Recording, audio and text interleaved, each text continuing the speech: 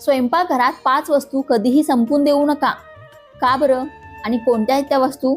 चला जाणून घेऊया. पण त्याआधी तुम्ही अजूनही या चॅनेलला सबस्क्राईब केलं नसेल तर चॅनेलला नक्की सबस्क्राईब करा. सगळ्यात पहिली वस्तू आहे ते म्हणजे मीठ. मिठाला 14वं रत्न म्हटलं जातं. मीठ नसेल तर आपलं जेवणच नाही तर जीवनही आळणे असतं. मिठाला माता लक्ष्मीचा भाऊ म्हटलं जातं.